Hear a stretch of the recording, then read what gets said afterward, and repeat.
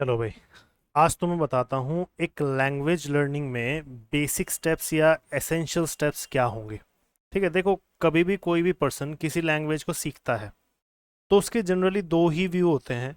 दो ही कारणों से वो उस लैंग्वेज को सीखता है कि या तो वो उस लैंग्वेज को फ्लुएंटली स्पीकिंग करना चाहे, या फिर दूसरा उस लैंग्वेज से रिलेटेड किसी एग्जाम में बैठना चाहे। जैसे एग्जाम्पल, हम इंग्लिश को ही सीख रहे हैं तो एग्जाम इंग्लिश सीखने के लिए क्या करोगे? दो चीज़ें होंगी। एक पहली चीज़ क्या होगी? पहली चीज़ ये होने वाली है कि तुम स्पीकिंग करना चाहते हो, और दूसरी चीज़ क्या होने वाली है कि तुम किसी एसएससी, बैंक, आईएएस, पीसीएस या फिर टेट एग्ज़ाम हुआ या अग्निवीर हुआ या कोई और एग्ज़ाम हुआ, उसमें इंग्लिश के सिलेबस को कवर करना चाहते हो, इंग्लिश को अच्छे से सीखना चाहते हो कि आपके फुल स्कोर्स आ जाए, है ना? जैसे 50 आउट ऑफ 50, 100 आउट ऑफ 100, इस तरह से आपका स्कोर आ जाए। यही पर्पज़ होते हैं दो। अच्छा, इन दोनों चीज़ों को सीखते टाइम एक क्वेश्चन निकल के आता है हमारे सामने, क्योंकि तुमने बहुत से लोगों से सुना होगा कि सर, कई लोग तो कहते हैं कि हमें इंग्लिश स्पीकिंग करते हुए ग्रामर सीखनी चाहिए। कई लोग कहते हैं कि हमें इंग्लिश स्पीकिंग करते समय ग्रामर पर बिल्कुल भी ध्यान नहीं देना चाहिए, बस बोलना चाहिए, चाहे टूटी फूटी हो या कैसे भी हो। तो देखो, मैं तुम्हें एक बात बताता हूँ। एसेंशियल सी चीज़ है, जब भी कोई किसी लैंग्वेज को या किसी चीज़ को आप सीखना चाहते हो तो उसका बेसिक्स जो चले आ रहे हैं उसको आपको एक बार ज़रूर सीखना चाहिए। दोनों ही बातें अपने अपने लेवल पे ठीक हैं। ग्रामर नहीं सीखनी चाहिए, ये भी ठीक बात है, और ग्रामर सीखनी चाहिए, ये भी ठीक बात है। अब एक बात बताओ, मैं तुम्हें कहना चाहता हूँ कि आई डोंट नो यू। ठीक है, आई डोंट नो यू या आई नो यू, मैं इसमें से कुछ भी बात तुम्हें कहना चाहता हूँ। मैं तुम्हें जानता हूँ, मैं तुम्हें नहीं जानता हूँ। अब इस सेंटेंस में ये जो डोंट है, डू लगेगा, डज लगेगा, नो फर्स्ट फॉर्म लगेगी, क्या लगेगा, ऑब्जेक्ट किस रूप में लगेगा, सब्जेक्ट किस रूप में लगेगा, ये सब ग्रामर ही है। अगर आप इसे सीख लोगे, एक बार ग्रामर को सीख लोगे, तो आपके बेसिक जो होंगे उसमें आपको एक किक स्टार्ट मिलेगा। अगर ग्रामर नहीं सीखते हो तो भी इंग्लिश तो आ ही जाएगी, लेकिन एक प्रॉब्लम ये रहेगी कि आपको ये नहीं पता होगा कि आप एग्जैक्ट जा रहे हैं, आप प्रिसाइज जा रहे हैं, आप सही जा रहे हैं या गलत जा रहे हैं। तो थोड़ा ग्रामर होने से आपको ये कॉन्फिडेंस रहता है कि हाँ, मुझे बेसिक्स पता है इस लैंग्वेज के, तो इसमें मुझे कोई प्रॉब्लम नहीं है, इसीलिए मैं अच्छी और फ्लुएंट स्पीकिंग कर सकता हूँ। ठीक है? तो जब लैंग्वेज सीख रहे हो तब आपको ग्रामर का ज़रूर ध्यान देना है, लेकिन अगर आप फ्लुएंटली स्पीकिंग की स्टेज में आ चुके हैं, अब आप बोल रहे हैं लगातार, और अब वहाँ पे ये सोचने लगे कि आई के साथ डू लगाऊं या डज लगाऊं, तब तो आप कभी भी नहीं बोल पाओगे। ये आपकी टंग पर होनी चाहिए, स्वतः निकलनी चाहिए, अपने आप निकलनी चाहिए।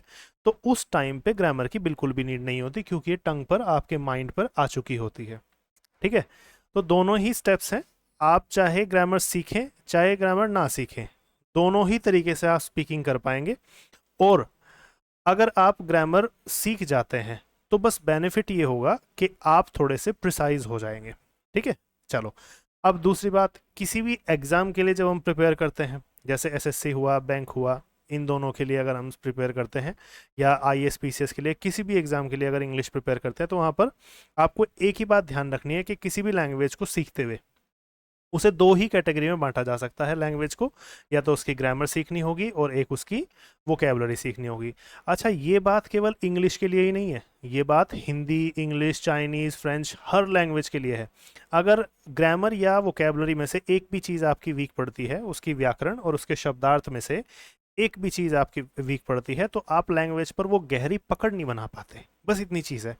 तो इसीलिए ये बेसिक का कोर्स होता है जो 2 to 3 मंथ्स आपके लेता है, 2 से 3 महीने आपके लेता है किसी भी लैंग्वेज को सीखने में। तो इसे मेरी राय में आपको ज़रूर करना चाहिए, अच्छे से करना चाहिए। अच्छा, एक बात मैं क्लियर कर देता हूँ, चाहे तुम स्पीकिंग के पर्पज़ से इंग्लिश सीख रहे हो, चाहे तुम कॉम्पिटिटिव एग्जाम में बैठने के या एंट्रेंस एग्जाम में बैठने के पर्पज़ से सीख रहे हो, मेरा जो कोर्स है ये इंग्लिश ग्रामर का, ये दोनों ही चीज़ों में परफेक्टली वर्क करेगा। ये बात ध्यान रखना। अगर स्पीकिंग करना चाहते हो तो हम इसके बाद न्यूज़पेपर लर्निंग या फिर वीडियोस वगैरह के थ्रू हम जो है अपनी स्पीकिंग इंप्रूव करेंगे, लिसनिंग और राइटिंग के थ्रू। और अगर हम किसी एग्ज़ाम में बैठना चाह रहे हैं तो हम एडवांस लेवल पर जब जाएंगे तो न्यूज़पेपर को थोड़ा सा रोक करके या वीडियो लर्निंग को थोड़ा सा रोक करके वहाँ पर हम प्रीवियस ईयर्स के प्रैक्टिस सेट्स करेंगे। जैसे मान लीजिए एसएससी स्टेनो है, तो वहाँ पर हम प्रीवियस पेपर्स कर लेंगे। एसएससी सीपीओ है, बैंक का क्लर्क है, एसएससी सीजीएल है, सीएचएसएल है, बैंक का पीओ है, एसओ है, तो इनके सेट्स कर लेंगे। तो प्रैक्टिस सेट्स की जो प्रैक्टिस हो जाएगी, 100 के अराउंड सेट्स करेंगे हम उसमें, वही वोकेबलरी लर्निंग हो जाएगी वहीं पर ही। और वहीं पर भी हमारी प्रैक्टिस सेट्स की, प्रीवियस ईयर्स की प्रैक्टिस हो जाएगी। टाइम मैनेजमेंट भी हम वहीं पर सीख लेंगे, तो वो एडवांस लेवल पे हो जाएगा। बेसिक लेवल पर हमें क्या सीखना है? बेसिक लेवल पर हमें उस चीज़ की ग्रामर सीखनी है, और एडवांस लेवल पे हमें क्या सीखना है, उसकी वोकेबलरी, प्लस वोकेबलरी के साथ में हमें प्रीवियस ईयर प्रैक्टिस सेट्स, है ना। ये जो चीज़ है, ये दोनों को मिक्स करके हम एक एडवांस बैच में इनकी लर्निंग करेंगे। यहीं पर हम अपनी टाइम मैनेजमेंट भी सीखेंगे कि जितना हमें टाइम अलॉट किया गया है एग्जाम में अपनी लैंग्वेज करने के लिए, उसको कैसे हमें मैनेज करना है, वो सब भी वहाँ पर सीखेंगे। फिलहाल आज का जो ये लेक्चर होने वाला है, ये लैंग्वेज लर्निंग में ग्रामर कैसे आपकी हेल्प करती है, ये इसके बारे में है ना। वोकेबलरी की और प्रैक्टिस सेट्स की बात हम अलग लेक्चर में करेंगे। ठीक है, जो भी आपको जानकारी इसके अलावा एक्स्ट्रा चाहिए हो वो मुझे बता देना, वो मैं तुम्हें दे दूंगा।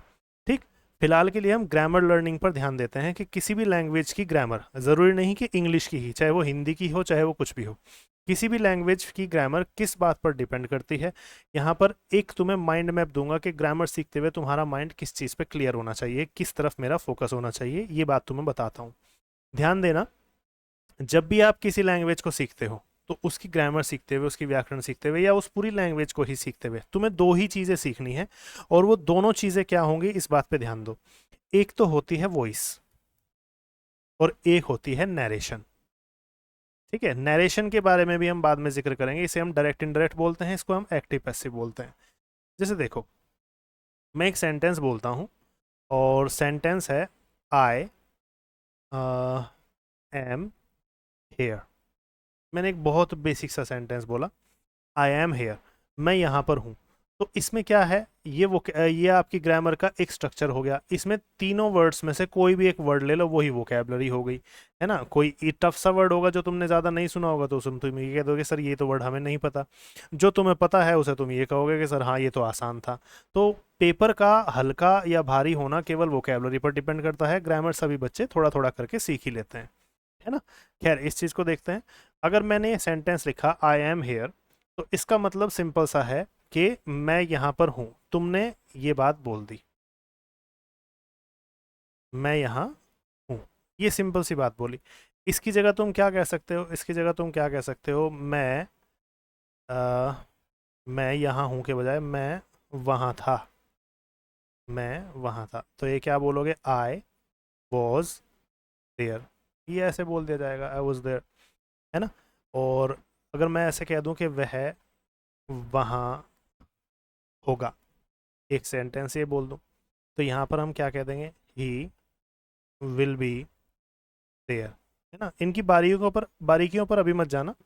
मैं तुम्हें बस एक बात बताना चाहता हूँ कि तुमने चाहे ये सेंटेंस बोला हो, मैं यहाँ पर हूँ, तुमने चाहे ये बोला हो मैं वहाँ था, चाहे ये बोला हो वह वहाँ होगा, ये सारे के सारे सेंटेंस ही आपकी वॉइस हैं। तीनों के तीनों सेंटेंस वॉइस हैं, चाहे ये हो, चाहे ये वाला हो, चाहे ये वाला हो जो तीसरा सेंटेंस है।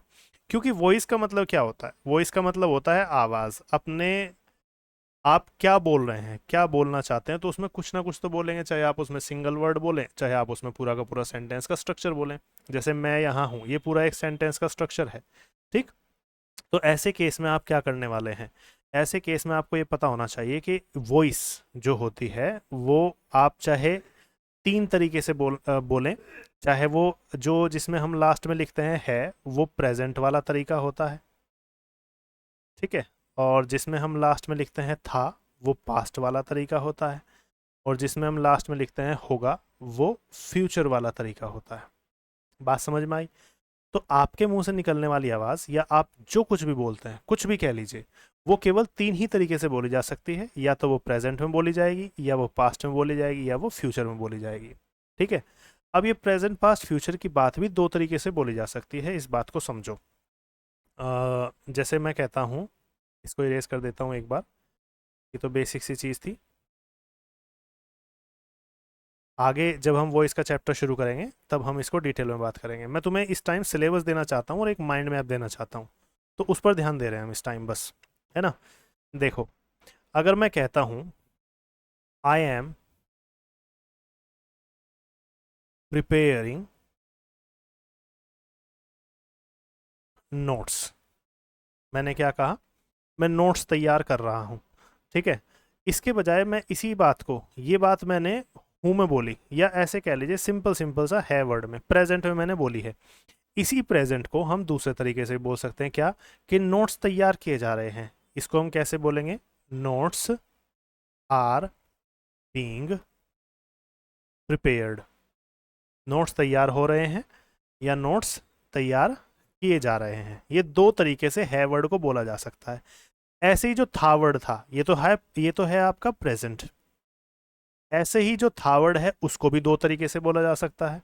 ऐसे ही जो गागी गे वर्ड है उसको भी दो तरीके से बोला जाता है। अब ये दो तरीके हैं कौन से, मैंने लिख तो दिया कि मैं नोट्स तैयार कर रहा हूँ, और एक है नोट्स तैयार किए जा रहे हैं। अगर आपको ज़्यादा डिटेल में देगा तो फिर वो बाय मी इसमें जोड़ करके दे देगा, बाय प्लस सब्जेक्ट इसको हम बोलते हैं। तो ये सेंटेंस की शुरुआत हो रही है सब्जेक्ट से, दैट मीन्स जिसमें कार्य को करने वाला पर्सन स्टार्टिंग में है, ठीक है। और इस सेंटेंस की शुरुआत हो रही है ऑब्जेक्ट से, क्योंकि ऑब्जेक्ट से ही हमने इसको सेंटेंस को बोला था कि नोट्स बनाए जा रहे हैं, है ना, नोट्स तैयार किए जा रहे हैं।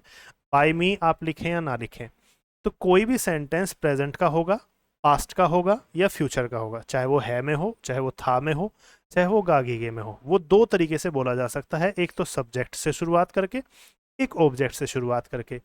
जो सब्जेक्ट से शुरुआत की जाती है उसे हम एक्टिव वॉइस बोलते हैं। ये तुम सब जानते हो, इसमें कोई नई बात नहीं है, अभी तक मैं कुछ ऐसा खास नहीं बता रहा हूँ तुम्हें। और जो सेंटेंस ऑब्जेक्ट से शुरू होता है उसे हम पैसिव वॉइस कहते हैं, है ना। ये तो बहुत बेसिक सी चीज़ है, यहाँ पर तो कुछ नया है ही नहीं। अब मैं तुम्हें इसके थ्रू बताना क्या चाहता हूँ, ये बात देखो। तो वॉइस ही है, चाहे वो एक्टिव वॉइस हो चाहे वो पैसिव वॉइस हो। यहाँ पर मैं तुम्हें ये बात बताना चाहता हूँ कि वॉइस को बनाने के लिए कुछ वर्ड्स की ज़रूरत होगी। कौन कौन से वर्ड्स होंगे, अब मैं इसे समझाने के लिए तुम्हें ये तो बता दिया कि वॉइस दो तरीके से हो सकती है, या फिर है वाला सेंटेंस प्रेजेंट वाला सेंटेंस दो तरीके से हो सकता है। अब मैं तुम्हें बताता हूँ कि वॉइस को बनाने के लिए, एक सेंटेंस को क्रिएट करने के लिए किस किस चीज़ की ज़रूरत पड़ती है, ठीक है। उन्हीं चीज़ों को हम सीखेंगे, वही हमारा सिलेबस होगा, ठीक। थोड़ा डिटेल में देखना, रिलैक्स होकर के देखना, है ना, जल्दी नहीं करना है इसमें, नोट डाउन भी बाद में करना है, पहले समझ लो केवल। देखो, जैसे मैं एक सेंटेंस कहता हूँ, बहुत बेसिक सा सेंटेंस है कि I have been waiting for you for an hour. आर भी इसकी प्रोनाउंसिएशन होती है, बेस्ट तो आर ही होती है, आवर ना बोल करके आर बोला करो इसे, वो ज़्यादा बेस्ट रहेगा, है ना। अब मैं यहाँ पर तुम्हें कुछ डिटेल्स बताता हूँ, कुछ चीज़ें बताता हूँ। एक सेंटेंस को क्रिएट करने के लिए, एक वॉइस के सेंटेंस को क्रिएट करने के लिए, चाहे वो सब्जेक्ट से शुरू किया गया हो चाहे वो ऑब्जेक्ट से शुरू किया गया हो, उसे बनाने के लिए कुछ पार्ट्स, कुछ हिस्सों की ज़रूरत रही होगी। अब वो देखो, वो हिस्से कौन कौन से हो सकते हैं वो तुम्हें बताता हूँ, ध्यान से देखना। वो हिस्सा हो सकता है कोई प्रोनाउन हो, बताना मुझे ध्यान से। वो हिस्सा हो सकता है कोई प्रोनाउन हो, वो हिस्सा हो सकता है कोई वर्ब हो, है ना। वो हिस्सा हो सकता है कोई प्रीपोजिशन हो, प्रीपोजिशन, ठीक है। वो हिस्सा हो सकता है कि, ये भी प्रीपोजिशन हो गई। वो हिस्सा हो सकता है कोई आर्टिकल हो, है ना। और वो हिस्सा हो सकता है कोई नाउन हो। कहने का मतलब, एक पूरा जो सेंटेंस है वॉइस का, जो हम एक्टिव या पैसिव में पढ़ते हैं, जो सेंटेंस हम बोलते हैं, कुछ भी बात हम बोलते हैं, चाहे वो स्पीकिंग की हो, राइटिंग की हो, किसी भी तरीके की बात हो, वो हमेशा कुछ पार्ट से मिल करके बनी होगी। अब ये जो पार्ट्स होते हैं, ठीक है, ये जो पार्ट्स होते हैं ये सेंटेंस के पार्ट हैं, तो हम इनको क्या बोल सकते हैं, हम इनको बोल सकते हैं पार्ट्स ऑफ ए सेंटेंस, ठीक है, पार्ट्स ऑफ ए सेंटेंस। अच्छा, एक बात और देखो, अगर तुम्हें यही बात जैसे मैंने बोली है कि भाई मैं तुम्हारा यहाँ पर 1 घंटे से वेट कर रहा हूँ, ठीक है, मैं तुम्हारे लिए यहाँ पर 1 घंटे से वेट कर रहा हूँ, इसी बात को तुम्हें जा करके किसी अदर पर्सन को बतानी हो कि भाई ऐसे ऐसे मुझे बोला गया है, तो तुम कुछ ऐसा जोड़ दोगे ना इसमें कि भाई ही सेड टू मी या आई सेड टू हिम, है ना, ही सेड, और ही सेड करके तुम यहाँ पर इन्वर्टेड कोमा लगा दोगे, तो ये फिर ये डायरेक्ट इनडायरेक्ट वाली फॉर्म में आ जाएगा। यहाँ तक कुछ ऐसा नहीं है जो मैंने नया बता दिया हो, डायरेक्ट इनडायरेक्ट भी तुम जानते हो।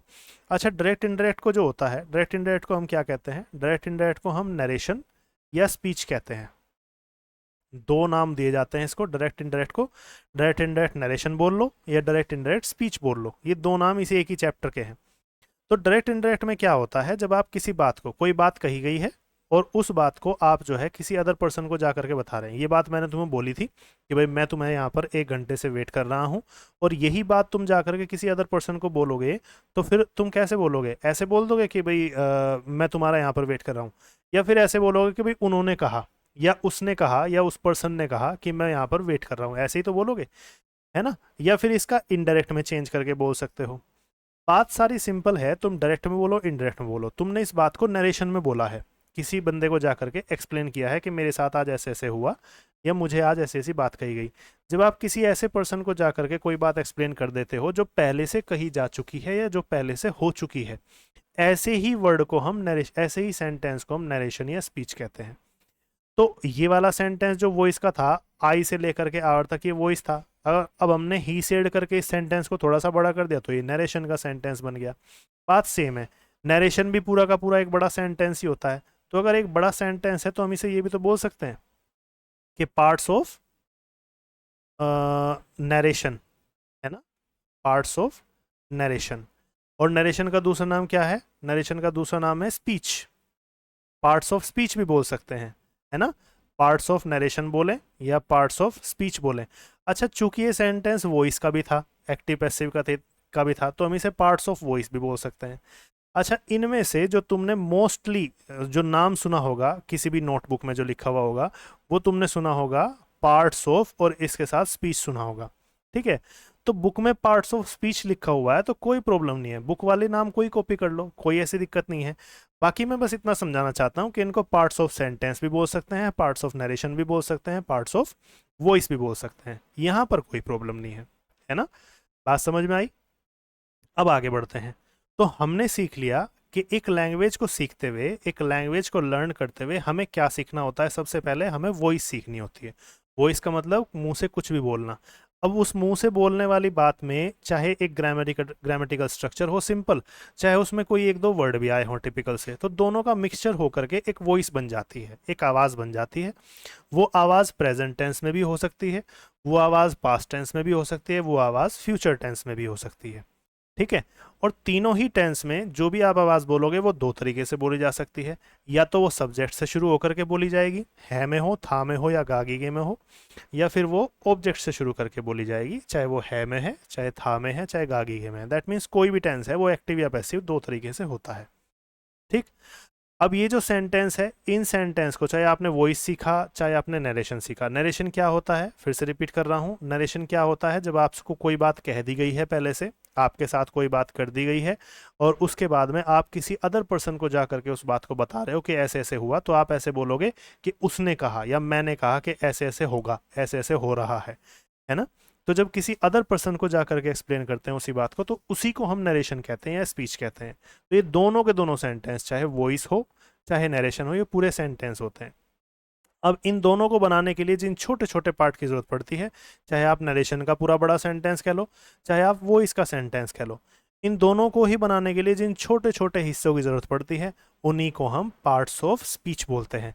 इसका नाम पार्ट्स ऑफ सेंटेंस भी हो सकता है, पार्ट्स ऑफ नरेशन भी हो सकता है, पार्ट्स ऑफ वॉइस भी हो सकता है, और कुछ भी हो सकता है।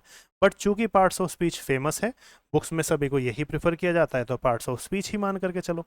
अब मैं तुम्हें इन चैप्टर्स के नाम लिखता हूँ सिलेबस के अकॉर्डिंग, और तुम मुझे बताना कि इन सब चैप्टर्स में कौन कौन सा तो पार्ट ऑफ स्पीच है और कौन कौन सा पूरा का पूरा सेंटेंस है। ध्यान रखना, वॉइस को आप पार्ट नहीं कह सकते, क्योंकि वॉइस पूरा का पूरा सेंटेंस होता है। सेंटेंस को बनाने में जो छोटा सा हिस्सा चाहिए होगा उसको हम पार्ट बोलेंगे। तो मुझे बताना कि कौन सा चैप्टर का नाम जो मैं लिखूंगा वो तो पूरा वो तो सिंपल एक सेंटेंस है, और कौन से चैप्टर का नाम केवल एक पार्ट है। ठीक है, तो पार्ट्स ऑफ स्पीच के बारे में बात करते हैं। हेडिंग डाल लेते हैं यहाँ पर, तुम भी डाल लेना साथ साथ लिखते हुए। यहाँ पर लिखते हैं हम पार्ट्स ऑफ स्पीच, है ना? पार्ट्स ऑफ स्पीच या सेंटेंसेस, है ना? पार्ट्स ऑफ सेंटेंसेस क्या लिखना, सिंपल यही लिख लो, पार्ट्स ऑफ स्पीच। एंड कर लेते हैं यहाँ पर, एंड सेंटेंसेस। इसमें कुछ सेंटेंसेस भी होंगे, वो तुम्हें पहचानना।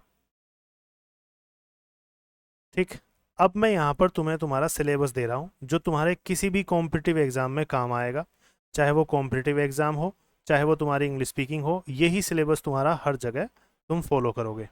ठीक है। अब देखो इसमें जो चैप्टर्स होंगे, जो पहला चैप्टर होगा, ठीक है, ये तुम्हारी इंडेक्स है सिलेबस की इंग्लिश की, है ना। वोकेबलरी का अलग सिलेबस है, ग्रामर का अलग है। अब देखो ध्यान से, पहला जो चैप्टर है जो मैं तुम्हें सबसे पहले कराऊंगा, देखो वैसे तो मैंने तुम्हें टेंस की इंपॉर्टेंस बताई कि टेंसेज या वॉइस इंपॉर्टेंट है, तो यहाँ पर हम वॉइस करेंगे दूसरे नंबर पे। ठीक, जो हमारा पहला चैप्टर होगा वो दूसरा है। वॉइस में क्या करेंगे हम, वॉइस में हम करेंगे, इंक्लूड करेंगे, इंक्लूडिंग टेंसेज। अच्छा यहाँ पर एक बात मैं तुम्हें बताना भूल गया, इंक्लूडिंग टेंसेज मैंने यहाँ पर लिखा है, मैं यहाँ पर एक बात बताना भूल गया कि जब भी हम वॉइस का सेंटेंस करते हैं, जैसे देखो मैं तुम्हें ये बात सिंपल से समझा देता हूँ। कई बार बच्चे मुझे कहते हैं कि सर हमें ना टेंसेज पहले कराओ और वॉइस का चैप्टर हमें बाद में कराना। और कई बार बच्चे कहते हैं सर हमें टेंसेस तो आते हैं, आप हमें वॉइस का चैप्टर पढ़ा दो। तो देखो दोनों ही बच्चे गलत बोल रहे हैं, चाहे वो ये कह रहा हो कि टेंस पहले पढ़ाओ, चाहे वो ये कह रहा हो कि टेंस मुझे आते हैं वॉइस पढ़ाओ, दोनों ही बच्चे गलत हैं अपनी जगह पे। क्यों है देखो, मैंने तुम्हें अभी बताया था मुंह से निकलने वाली आवाज़ या तो है में होगी, या था में होगी, या फिर गागी गे में होगी। ठीक है, और ये क्या होता है, या तो प्रेजेंट होता है, या पास्ट होता है, और या फिर फ्यूचर होता है। यही है ना, बताओ। ठीक है, अब अगर मैं इस है वाले सेंटेंस को ऐसे बोल दूं, वह यहां आता है। अब ये सेंटेंस शुरू हो रहा है सब्जेक्ट से, तो जो सेंटेंस सब्जेक्ट से शुरू होता है उसी को तो हम एक्टिव वॉइस कहते हैं। ठीक है, और जैसे मैंने कहा कि यहाँ 1 बजे, यहाँ 1 बजे खाना बनता है। अब खाना तो बन रहा है, दोनों के दोनों सेंटेंस ता है ती है वाले हैं। तुम कहोगे सर जी ये तो प्रेजेंट इंडेफिनिट है, बिल्कुल है, कोई प्रॉब्लम नहीं है, लेकिन खाना बनता है या वह यहाँ आता है, इन दोनों में अंतर है। ये सेंटेंस तो सब्जेक्ट से शुरू हो रहा, और ये वाला सेंटेंस जो है ऑब्जेक्ट से शुरू हो रहा है। इसमें सब्जेक्ट है ही नहीं, खाना बनाने वाला कौन है, कार्य को करने वाला कर्ता कौन है, वो सेंटेंस में गायब है। और अगर होगा भी तो से या के द्वारा के साथ आता है, जैसे मेरे द्वारा, खाना बनाने वाले के द्वारा, ये इस तरह से आता है, बाय प्लस सब्जेक्ट जिसे हम कहते हैं। डिटेल में हम चैप्टर में डिस्कस करेंगे, फिलहाल तुम्हें एक ऊपर ऊपर की चीज़ बता रहा हूँ कि सेंटेंस सब्जेक्ट से शुरू हो या सेंटेंस ऑब्जेक्ट से शुरू हो, अगर लास्ट में ता है ती है आ रहा है तो वो प्रेजेंट इंडेफिनिट है, ये तुम जानते हो। लेकिन ये जो दोनों सेंटेंस जो है, चाहे वो सब्जेक्ट से शुरू हो रहा, चाहे ऑब्जेक्ट से हो रहा, चाहे वो प्रेजेंट इंडेफिनिट है या फिर कोई और टेंस है, ये सारे सेंटेंस आपके मुंह से निकलने वाली आवाज़ ही तो हैं। और अगर ये आपके मुंह से निकलने वाली आवाज़ है, इसका सिंपल सा मतलब ये है कि जिस दिन मैंने आपको वॉइस का चैप्टर कराना शुरू कर दिया, उसी दिन मैंने आपको टेंसेस कराने शुरू कर दिए। इसका सिंपल मतलब ये है कि वॉइस के चैप्टर के अंदर ही टेंसेस होते हैं। इसे दूसरे तरीके से ये भी कह सकते हैं कि जिस दिन मैंने आपको टेंस कराने शुरू कर दिए, उसी दिन मैंने आपको वॉइस का चैप्टर शुरू कर दिया। ओवरऑल आपको ये कहना चाहिए कि वॉइस के चैप्टर के अंदर ही टेंसेस होते हैं, टेंसेस अलग नहीं होते हैं। ठीक है, तो जिस दिन मैं तुम्हें प्रेजेंट इंडेफिनिट का टेंस कराना शुरू करूं, समझ जाना कि हमारा वॉइस का चैप्टर शुरू हो गया है। ठीक है, चलो अब आगे बढ़ते हैं। तो हमने क्या किया, हमने अपने मिथ को दूर किया अपने मन से कि भाई टेंसेस अलग होते हैं, वॉइस अलग होती है, ऐसा कुछ नहीं है। जिस दिन टेंस शुरू हो गए समझ लो कि वॉइस का चैप्टर शुरू हो गया, ये दोनों एक ही चीज़ है। अब दूसरी बात, सबसे पहला जो चैप्टर होगा वो मैं तुम्हें कराऊंगा आर्टिकल। आर्टिकल का चैप्टर क्या होता है, आर्टिकल में हम ए एन और द का सही यूज सीखते हैं। ये कराना सबसे पहले क्यों ज़रूरी है, देखो इंपॉर्टेंस तो टेंसेस की सबसे ज़्यादा है, बट ये कराना इसलिए ज़रूरी है क्योंकि जब भी आप किसी नए टीचर के पास आते हैं तो ज़रूरी नहीं है कि स्टार्टिंग में ही सारा का सारा इंपॉर्टेंट मैटर करा दिया जाए। एक टीचर के साथ कॉम्बिनेशन बिठाने में भी थोड़ा समय लगता है। टीचर स्टूडेंट रेशो जो होता है, जो उनका आपसी संबंध होता है, वो अच्छा होना चाहिए, दोनों की फ्रीक्वेंसी मैच होनी चाहिए, दोनों को एक दूसरे की बात समझ में आनी चाहिए, तभी जा करके हम चीज़ों में आगे बढ़ते हैं। तो आर्टिकल चूंकि लैंग्वेज को समझने में सबसे ज़्यादा हेल्प करता है और सबसे इजी चैप्टर है पूरी ग्रामर का, इंग्लिश ग्रामर का सीखने के लिए, इसीलिए हम इसको सबसे पहले करेंगे, सबसे पहले नंबर पे करेंगे। तुम एसएससी स्टेनो में बैठना, एसएससी सीपीओ में बैठना, एसएससी सीजीएल में बैठना, ध्यान रखना जो इंग्लिश में ग्रामर में करा दूंगा उससे बाहर ग्रामर नहीं पूछी जाएगी। ये बात मैं पूरे कॉन्फिडेंस के साथ कह रहा हूँ क्योंकि मेरे पढ़ाए हुए स्टूडेंट्स काफ़ी सिलेक्टेड हैं और सीधा सीधा अपने मुंह से यही बात बोलते हैं कि सर सारा मैटर वही आता है ग्रामर का तो जो आप कराते हैं। इसलिए मैं तुम्हें कह रहा हूँ इतने कॉन्फिडेंस से, क्योंकि मुझे बच्चे कहते हैं कि सर हाँ सिलेबस अच्छा है और इसी तरीके से आप पढ़ाना। खैर, अब मुझे ये बताओ कि आर्टिकल और वॉइस में से कौन सा तो पार्ट्स ऑफ स्पीच है, कौन सा तो पार्ट ऑफ सेंटेंस है, और कौन सा पूरा का पूरा सेंटेंस है। तो पहले वाला जो सेंटेंस है, तुम अगर देखोगे आर्टिकल एक छोटा सा हिस्सा ही तो है, एक छोटा सा वर्ड ही तो है, तो इसको हम पार्ट ऑफ स्पीच बोलेंगे, है ना। इसको हम part of sentence, part of voice, part of narration, part of speech, कुछ भी बोलेंगे, पार्ट है, हिस्सा है, बात ये है। ठीक है, लेकिन दूसरे को हम क्या बोलेंगे, दूसरा चूंकि पूरा का पूरा सेंटेंस होता है, इसलिए इसको पार्ट ऑफ स्पीच में काउंट नहीं करना। बहुत से बच्चे इसे ही पार्ट ऑफ स्पीच मान लेते हैं। ये पार्ट ऑफ स्पीच नहीं है, ये पूरी की पूरी स्पीच है, पार्ट नहीं है उसका। उस पूरी की पूरी स्पीच को बनाने के लिए जो छोटा हिस्सा चाहिए होता है उसे पार्ट कहते हैं। इसे पार्ट क्यों कहेंगे, क्योंकि ये तो पूरा सेंटेंस है। अब अगला देखो चैप्टर, इसे नोट कर लेना, ये तुम्हारा सिलेबस है जो मैं तुम्हें चैप्टर्स पढ़ाऊंगा लाइन से, साथ के साथ नोट करते रहो इसे। अब देखो तीसरा जो है वो है कंडीशनल सेंटेंसेस। Conditional sentences. अब देखो मैंने इसमें क्या कहा है, मैंने इसमें सेंटेंस में इसमें नाम दिया हुआ है क्या, कंडीशन, ऐसे सेंटेंस जो शर्त दिखाते हैं, लेकिन इसमें लास्ट में लिखा हुआ है सेंटेंस, दैट मीन्स पूरा का पूरा वाक्य है। इसे भी आप पार्ट ऑफ स्पीच नहीं कह सकते क्योंकि ये वाक्य होता है। ठीक है, आगे बढ़ते हैं। तो अभी तक 3 चैप्टर में से पार्ट ऑफ स्पीच कौन सा हुआ, केवल पहला हुआ, बाकी सब पूरे सेंटेंस हैं। अब देखो चौथा चैप्टर कौन सा होगा। चौथा चैप्टर होगा कंजंक्शंस का, जैसे दैट हुआ, इफ हुआ, है ना, दैट, इफ, वेदर वगैरह कंजंक्शंस जो होते हैं, कंजंक्शंस का चैप्टर आपका 4th कराऊंगा मैं। ठीक है, अब देखो कंजंक्शंस बता दो मुझे कि ये पार्ट ऑफ स्पीच होगा या पूरा का पूरा सेंटेंस होगा, पूरी की पूरी स्पीच होगी। तो आप क्या कहेंगे, ये पार्ट है, क्योंकि दैट एक छोटा सा हिस्सा है, हिस्से को ही हम पार्ट बोलते हैं, इसीलिए इसको भी हम पार्ट ऑफ स्पीच में काउंट करेंगे। नेक्स्ट चैप्टर आता है आपका 5th, इसे कहते हैं हम नरेशन या स्पीच, जिसे आप डायरेक्ट इनडायरेक्ट के नाम से भी जानते हैं, है ना। अब डायरेक्ट इनडायरेक्ट बोलोगे तो इसका मतलब क्या हुआ, ये तो पूरा का पूरा सेंटेंस होता है, जो भी हमें बात कही गई है वो हम किसी अदर पर्सन को जा करके बता रहे हैं, तो ये पूरा का पूरा सेंटेंस है। तो इसीलिए आप इसको पार्ट ऑफ स्पीच में काउंट नहीं कर सकते, ये बात ध्यान देना है। आगे बढ़ते हैं।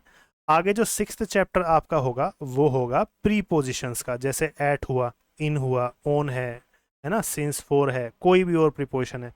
तो क्या हम प्रीपोजिशन को पार्ट ऑफ स्पीच कह सकते हैं, बिल्कुल कह सकते हैं, क्योंकि ये सेंटेंस का एक छोटा सा हिस्सा है। एट लिख दिया आपने कहीं, फोर लिख दिया आपने कहीं, तो ये सेंटेंस का एक छोटा सा हिस्सा है, पार्ट है, इसीलिए हम इसको पार्ट बोलेंगे। अगला देखो, अगला सेंटेंस, क्या अगला जो चैप्टर है वो कौन सा पढ़ेंगे हम, वो चैप्टर है मॉडल वर्ब्स।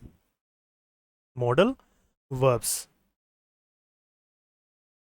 मॉडल वर्ब्स में हमने लास्ट में लिखा है वर्ब्स, जैसे आप will, shall, can, could, may, might वगैरह पढ़ते हैं, तो हमने लास्ट में वर्ब लिखा है। तो क्या हम इसको पार्ट ऑफ सेंटेंस कह सकते हैं, बिल्कुल कह सकते हैं पार्ट ऑफ स्पीच, क्योंकि मान लीजिए कैन लगाया तो पूरा सेंटेंस थोड़ी है, पार्ट ही तो है, एक हिस्सा ही तो है। नेक्स्ट जो आता है, नेक्स्ट है आपका जो 8th चैप्टर आपका होगा जो हम पढ़ेंगे सिलेबस का, वो होगा आपका non finite verbs. Non finite verbs, अब इसमें भी मैंने वर्ब्स लिखा है ना। इसमें हम, इस चैप्टर में हम इन्फिनेटिव, जीरंड, पार्टिसिपल, इस तरह के 2-3 छोटे छोटे चैप्टर्स पढ़ेंगे, बट ये लास्ट में वर्ब्स लिखा हुआ है। तो क्या हम वर्ब को सेंटेंस बोलेंगे या पार्ट बोलेंगे, पार्ट बोलेंगे, इसीलिए आप इसको भी पार्ट ऑफ स्पीच में काउंट कर सकते हो, है ना। अब आते हैं 9th, 10th, 11th और 12th, ये जो 4 चैप्टर की मैं सीरीज लिख रहा हूँ यहाँ पर, 9, 10, 11, 12, ये जब भी सेंटेंस शुरू किए जाते हैं तो ये चारों एक ही सीरीज में किए जाते हैं, इनकी सीरीज तोड़ी नहीं जाती, है ना। कौन कौन से चैप्टर्स हैं ये चैप्टर्स हैं नाउन, प्रोनाउन, एडजेक्टिव, और इसके बाद आता है एडवर्ब, है ना। तो अब ध्यान से देखो, नाउन में हम क्या करेंगे, नाउन में हम इंक्लूड करेंगे क्या, पोजेसिव केस। पोजेसिव केस जानते हो, जो अपोस्ट्रोफी वाला होता है, जिसे हम अपोस्ट्रोफी कहते हैं या ऑफ कहते हैं, पोजेसिव केस इसमें शामिल करेंगे। प्रोनाउन में हम इंक्लूड करेंगे क्वेश्चन टैग का चैप्टर। क्वेश्चन टैग कुछ बच्चे समझ गए होंगे, कुछ नहीं समझ पाए होंगे, है ना। तो डिटेल में चैप्टर जब हम करेंगे तब हम इसको समझा देंगे आराम से। अब आती हैं एडजेक्टिव और एडवर्ब। ये दोनों के दोनों, इनमें हम डिग्रीज भी पढ़ेंगे, है ना। इसमें डिग्रीज इंक्लूड करेंगे, positive degree, comparative degree, superlative degree, ये सब तुम जानते होंगे, है ना। इतना बेसिक तो मैं ज़्यादा डिटेल में तो नहीं बता सकता हूँ यहाँ पर, है ना। इतनी तो मैं तुमसे उम्मीद भी करता हूँ कि तुम्हें थोड़ी बहुत चीज़ें पता होनी चाहिए। बाकी डिटेल्स में हम जब चैप्टर में जाएंगे तब बता देंगे। तो ये चीज़ें हम इंक्लूड करेंगे। अच्छा, तुम्हारा क्वेश्चन यहाँ पर एक उठ सकता है कि सर मोस्टली तो टीचर्स नाउन प्रोनाउन वगैरह पहले कराते हैं, आप बाद में क्यों कराते हैं। तो इसका देखो कारण है। देखो, जो ये पहले 8 चैप्टर देख रहे हो ना तुम, इसमें पहले 8 चैप्टर्स में, अच्छा चलो इस बात को बाद में बात करते हैं, पहले इनको चारों को बताओ। क्या नाइन्थ को हम पार्ट ऑफ स्पीच कह सकते हैं नाउन को? जैसे मान लो मोहन लिखा है, सोहन लिखा है, क्या हम इसको पार्ट ऑफ स्पीच कह सकते हैं? बिल्कुल कह सकते हैं, क्योंकि सेंटेंस का एक छोटा सा हिस्सा है। प्रोनाउन जैसे आई है, हिम है, ही है, क्या हम इन्हें कह सकते हैं? बिल्कुल कह सकते हैं, ये भी हिस्सा है। एडजेक्टिव जैसे गुड है, बैड है, ये सब क्या है? गुण। तो इसको भी हम क्या कह सकते हैं? पार्ट ऑफ स्पीच कह सकते हैं। जैसे एडवर्ब है, कोई क्विकली मान लो, क्विकली है, स्लोली है, कुछ भी है, ये सब क्या है? ये भी सेंटेंस का पार्ट है, तो इनको भी हम पार्ट ऑफ स्पीच कहेंगे। तो इस सिलेबस में एक बात आती है, इस सिलेबस में ये बात आती है कि सारे चैप्टर्स किस किस को हमने छोड़ा। देखो, एक तो हमने वॉइस के चैप्टर को छोड़ा, एक तो ये वाला चैप्टर, और एक कंडीशनल सेंटेंसेस ये वाला चैप्टर, और एक आपका नरेशन। केवल ये 3 चैप्टर ऐसे हैं जो पार्ट ऑफ स्पीच नहीं है, ये खुद में स्पीच होते हैं, ये खुद में पूरा सेंटेंस होते हैं। इन तीनों चैप्टर्स को छोड़ करके, वॉइस को, कंडीशनल सेंटेंस को और नरेशन को, इन तीनों को छोड़ करके बाकी पूरे सिलेबस में जो हमने 12 चैप्टर लिखे हैं, ये इनका जो एक सेकंड, जो हमने 12 चैप्टर लिखे हैं, इस पूरे सिलेबस में सारे के सारे पार्ट ऑफ स्पीच हैं, इन तीनों को छोड़ करके। अब एक बात आती है, इस सिलेबस में मैंने कुछ चैप्टर्स का नाम नहीं लिखा। जैसे आप कह सकते हैं कि वर्ब का चैप्टर सर आपने नहीं लिखा, या ऐसे कह सकते हैं कि सर सब्जेक्ट वर्ब एग्रीमेंट का नाम आपने नहीं लिखा, ठीक है, ऐसे बोल सकते हैं। या फिर ऐसे बोल सकते हैं सर सिंटैक्स का चैप्टर आपने नहीं लिखा। तो देखो, ये तीनों चैप्टर होते क्या है, एक बात समझाता हूँ। मान लो मैं तुमसे पूछता हूँ कि तुम कहाँ से हो, और तुम कहते हो सर मैं दिल्ली से हूँ, और तुम इसे कुछ ऐसे बोलते हो, sir I am from Delhi, है ना, बेसिक है। और इसी सेंटेंस को हम बिलोंग करके भी बोल सकते हैं, बिलोंग से भी बोल सकते हैं। तो सेंटेंस में क्या बोलेंगे हम? आई बिलोंग्स टू दिल्ली। अब कुछ बच्चे समझ गए होंगे मैं गड़बड़ कर रहा हूँ कहीं, और कुछ बच्चे नहीं पकड़ पाए होंगे। अब देखो, जिन्होंने पकड़ लिया उन्हें पता होगा कि आई एक प्लूरल सब्जेक्ट काउंट किया जाता है प्रेजेंट इंडेफिनिट टेंस में, तो इसके साथ वर्ब में हम एस एस नहीं लगा सकते। सेंटेंस बोलना होगा आई बिलोंग टू शामली, है ना।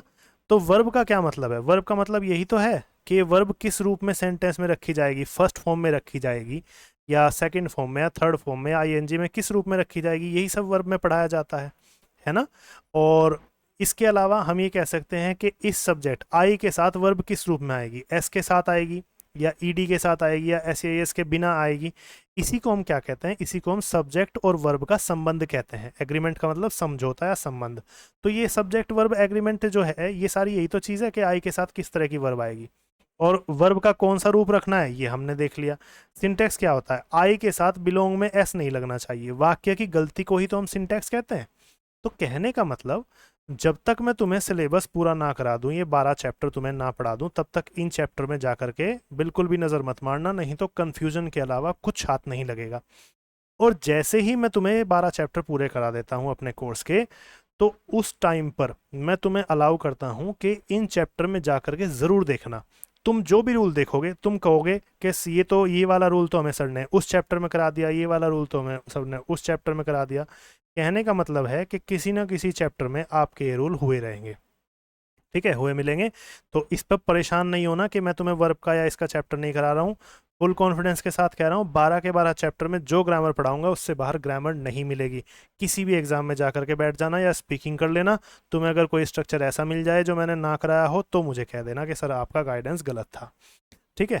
खैर, अब ये क्वेश्चन आता है जो मैंने तुम्हें बीच में उठाया था, कि बच्चे कहते हैं सर बहुत से टीचर्स नाउन प्रोनाउन वगैरह पहले कराते हैं, आप बाद में क्यों करा रहे हैं, आपके सिलेबस में ये चीज़ लास्ट में क्यों है?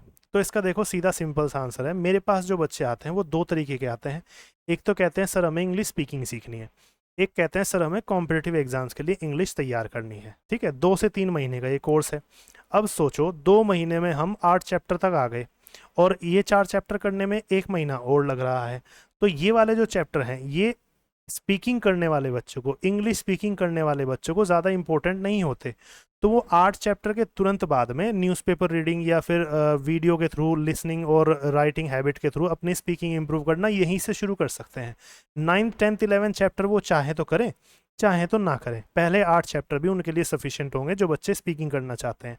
बट मैं हर बंदे को ये सलाह दूंगा कि ग्रामर भले ही कोई ये कहे कि ज़रूरी नहीं होती, तुम्हें फिर भी ध्यान रखना है अपनी लैंग्वेज को उठाते हुए, स्टार्टिंग करते हुए ये 8 चैप्टर तो ज़रूर पढ़ लेना, क्योंकि ये बहुत इंपॉर्टेंट रोल प्ले करते हैं और इससे आपकी इंग्लिश जो है फ्लुएंट के साथ साथ फ्लॉलेस भी होती है। फ्लॉलेस का मतलब जिसमें कोई गलती नहीं होती, ऐसी भी होती है। ठीक है, तो ये हमारा सिलेबस है जिसमें हम सबसे पहला जो चैप्टर करेंगे वो आर्टिकल करेंगे।